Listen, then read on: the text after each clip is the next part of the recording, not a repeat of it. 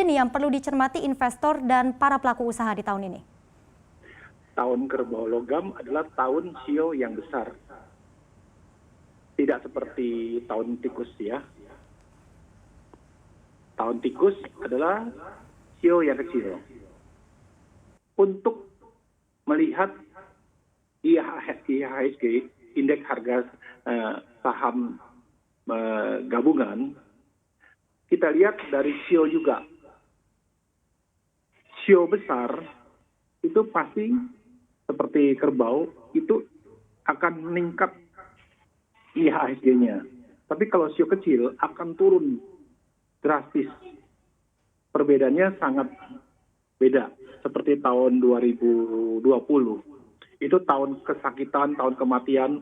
Tapi tahun 2021 adalah tahun kebangkitan seorang pengusaha.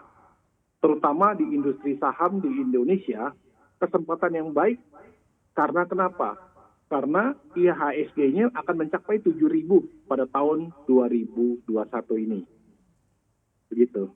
Ya baik, kita harapkan memang optimisme itu terus berlanjut ya hingga akhir tahun 2021 ini. Nah kalau Anda melihat sektor apa yang akan berpeluang untuk memberi cuan untuk para investor dan seperti apa?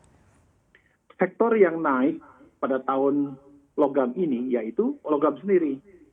Seperti nikel, seperti besi, emas, seperti juga timah. Dan ibunya logam itu adalah tanah.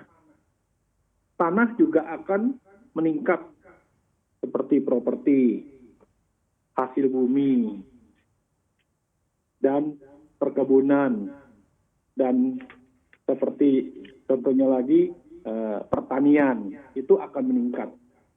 Nah, yang kurang bagus pasti ada dalam tahun 2021 adalah seperti unsur air.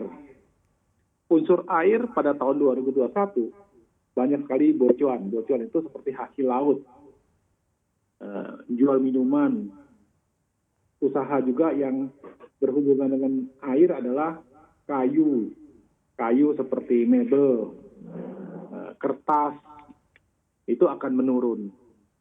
Begitu.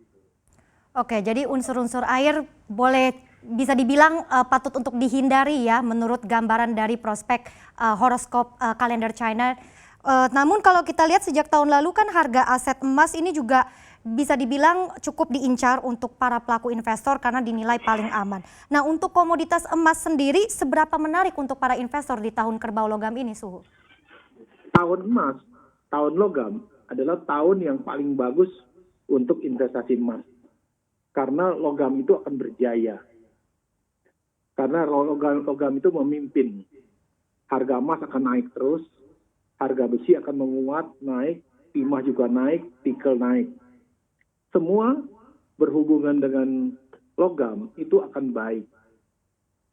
Terutama juga di bidang tanah. Di sini prospek tanah akan meningkat pada tahun 2021, tidak seperti 2020 yang menurun drastis. Begitu.